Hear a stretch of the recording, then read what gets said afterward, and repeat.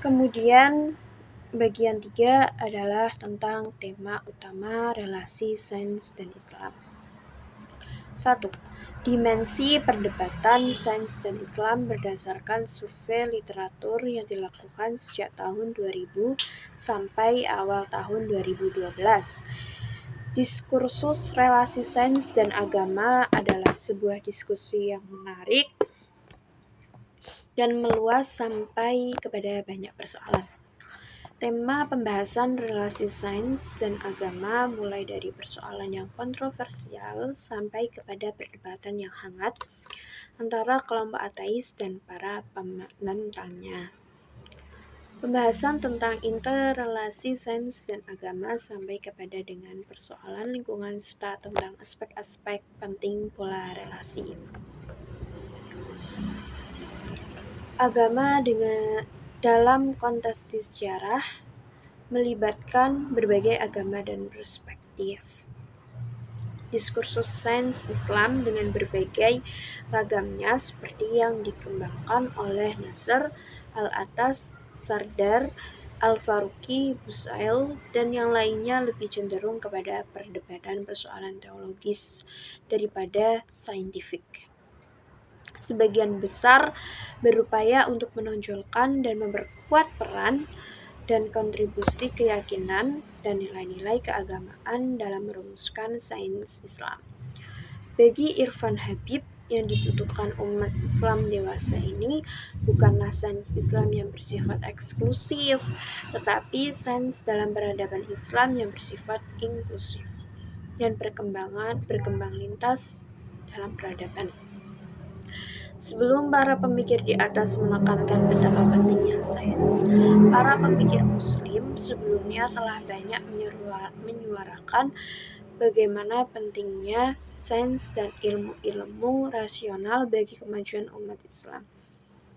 Ernest Renan, Jamaluddin Al-Afghani, dan Mustafa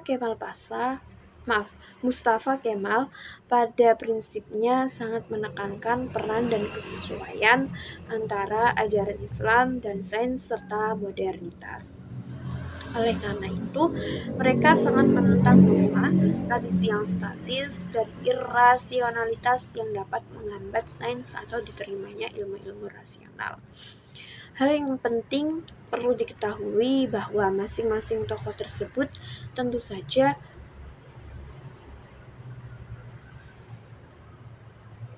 memiliki perbedaan, seperti Mustafa Kemal mendukung liberalisme dan sekularisme.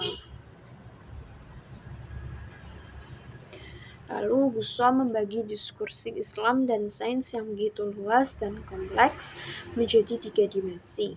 Yang pertama adalah dimensi sejarah yang membahas tentang perkembangan sains pada peradaban Islam. Yang kedua adalah dimensi aplikasi praktis yang membahas tentang penggunaan sains dalam masyarakat Islam. Sains dan agama seperti penanggalan dan pengobatan.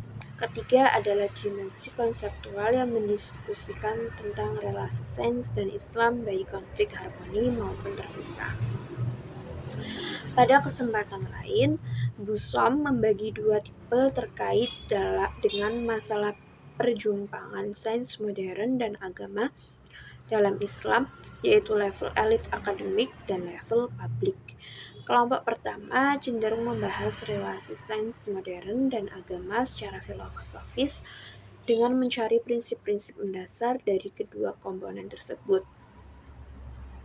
Kelompok pertama ini berupaya membangun pandangan filosofis dan keagamaan tersendiri sesuai dengan pendekatan yang digunakan. Pendekatan yang digunakan boleh jadi liberal, konservatif, rasional, mistikal, dan sebagainya. Para pemikir yang termasuk kelompok elit akademik ini antara lain adalah Sayyid Hussein, Nasr, Muzaffar, Iqbal Ziauddin Sardar, Mehdi Gholsani, Muhammad Abdussalam, Pervez Hotboy, dan Taner Edis. Berbeda dengan kelompok pertama. Kelompok kedua adalah berasal dari para dai dan masyarakat umum. Mereka membahas tentang relasi sains modern dan Islam secara lebih luas, seperti di sekolah, media, dan toko buku. Persoalan yang dibahas oleh kelompok ini, kelompok kedua berasal dari para dai dan masyarakat umum. Mereka membahas tentang relasi sains modern dan Islam secara lebih luas seperti di sekolah, media, dan toko buku. Persoalan yang dibahas oleh kelompok ini adalah berbagai penemuan ilmiah dan perkembangan teknologi seperti teori Big Bang, teori evolusi Darwin, cloning, dan sebagainya. Dalam konteks dimensi relasi sains modern dan Islam tampaknya secara jelas mengklasifikasikannya ke dalam 3 dimensi, yaitu sejarah, praktis, dan teoritis. Ketiga dimensi tersebut sama-sama penting dan saling terikat satu sama lain. Sementara itu, dalam konteks tipe kelompok yang tertarik dan terlibat dalam pembahasan sains modern dan Islam, dia hanya membagi pada 2 kelompok besar, yaitu tentang yang pertama kelompok intelektual dan kelompok publik. Baik level akademik maupun publik tentu saja tidak terlepas dari perdebatan dari fakta historis tentang eksistensi dan peran sains di dunia Islam.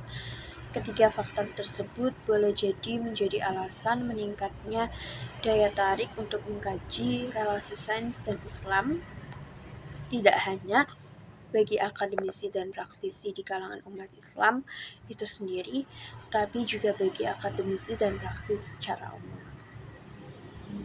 Sains dan Al-Quran, kajian terhadap hubungan sains dan kitab suci tentu saja tidak hanya terjadi pada umat Islam. Persoalan yang sering muncul adalah apakah ayat-ayat pada kitab suci sesuai dengan sains? Persoalan lain adalah apakah kebenaran kitab suci dapat dibuktikan dengan sains dan atau sebaliknya? Jika ada kesan pertentangan antara kitab suci dan sains, apa yang mesti dilakukan baik oleh pemuka agama maupun ilmuwan? Terkait dengan prospek ke depan persoalan relasi agama dan sains, Peter Harrison menawarkan beberapa hal yang bersifat tentatif. Pertama, sama halnya dengan keberagamaan pengetahuan, persoalan relasi sains dan agama juga beragam. Apapun model relasi sains dan agama yang dipahami, sangat bergantung dengan batasan konstruksi pemikiran seseorang. Kedua, dimensi politik dan kekuasaan juga memiliki peran yang tidak dapat diabaikan dalam mengkonstruksi relasi sains dan agama. Pada peradaban dan masa tertentu, ketiga relasi sains dan agama tidak dapat terlepas dari isu-isu pluralisme agama. Dalam konteks relasi sains dan agama di Barat, khususnya Kristen, perlu juga diperhatikan bagaimana konsep relasi sains dan agama dalam agama lain seperti Islam dan Buddhisme. Keempat, konsep relasi sains dan agama juga tidak dapat terlepas dari dimensi dan aktivitas personal penganut dan tokoh agama serta ilmuwan itu sendiri. Terakhir, analisis hipotesis memiliki peran sentral dalam merumuskan relasi sains dan agama kontemporer. Dalam konteks teologi Kristen, perdebatan sains dan agama di Barat lebih pada perdebatan hermeneutik. Pemahaman tradisional terhadap kitab suci sulit memiliki titik temu dengan berbagai teori-teori sains, khususnya teori evolusi. Oleh karena itu, pemahaman terhadap kitab suci mesti menggunakan pendekatan alegori sebagai bagian dari pendekatan hermeneutik. Al-Quran sebagai sebuah sistem yang kompleks dan memiliki kedalaman logis sehingga pesan-pesan yang terkandung sains dan agama dalam Al-Quran sangat tepat dipahami dengan menggunakan pendekatan rasionalisme dan kritis. Modernitas sebagai sebuah tantangan bagi umat Islam. Untuk merespon tantangan tersebut, umat Islam memiliki beberapa perbedaan pandangan dalam menginterpretasikan pesan-pesan yang penting dalam Al-Quran. Kaum modernis cenderung menggunakan interpretasi yang berkesinambungan, kelompok fundamentalis menentang secara prinsip interpretasi. Sedangkan kaum konservatif cenderung melakukan interpretasi dengan batasan-batasan tertentu. Masing-masing kelompok tentu juga memiliki keberagaman dalam konteks tertentu terkait dengan bagaimana sikap mereka terhadap interpretasi atau penafsiran yang digunakan untuk memahami kitab suci. Modernis, fundamentalis, dan konservatif merupakan 3 kelompok besar dengan perbedaan pendekatan yang digunakan. 3 kelompok tersebut juga dapat dipakai dalam mengklasifikasi bagaimana pola pemikiran Islam. Dalam konteks perbedaan kitab suci dan sains yang terjadi di Barat awal abad modern, menurut Massimo Campanini dengan menganalisis pemikiran Galileo Galilei terdiri dari 4 poin sebagai kerangka pikir yang dipakai. Pertama, kitab suci tidak hanya digunakan untuk menjelaskan fenomena alam ataupun masalah-masalah ilmiah. Yang kedua, kitab suci perlu dipahami dengan menggunakan interpretasi yang bersifat alegoris. Ketiga, kitab suci secara eksklusif berkenaan dengan hal-hal teologis dan moral. Keempat, bahasa kitab suci sederhana atau bahkan sangat sederhana agar mudah dipahami oleh manusia umumnya.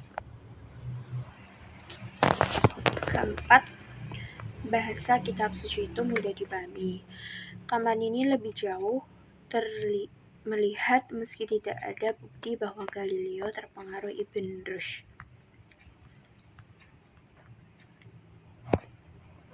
Samaan dari sisi sudut pandang metodologis dengan pemikiran Ibn Rushd yang memisahkan kebenaran agama dengan kebenaran ilmiah. Tentu saja, 4 poin utama tersebut tidak dapat begitu saja dihadapkan dengan pola relasi Al-Quran dan sains.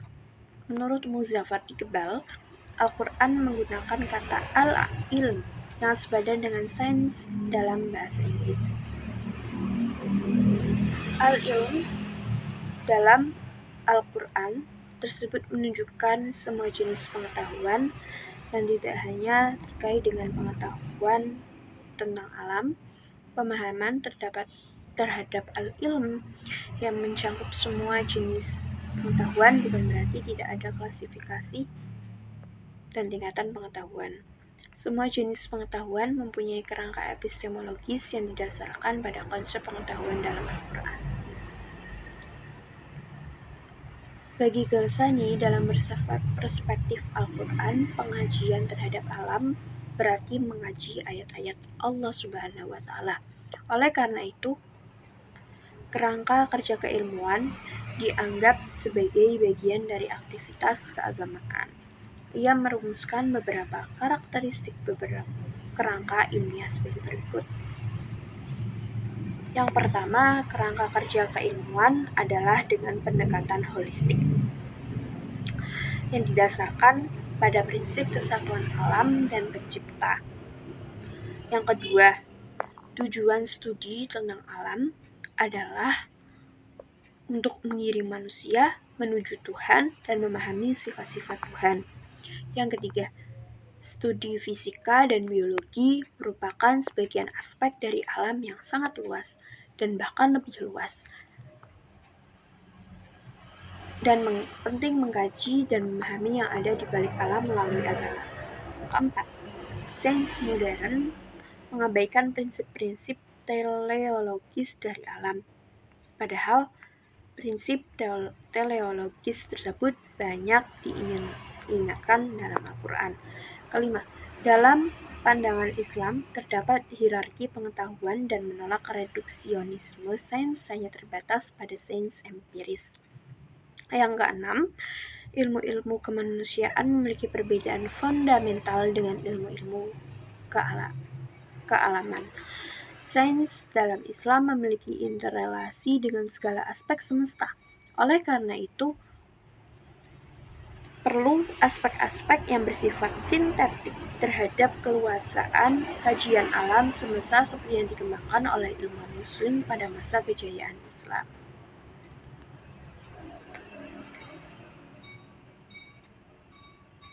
pemahaman terhadap Al-Quran seringkali dihubungkan dengan perkembangan sains. Sekian, terima kasih.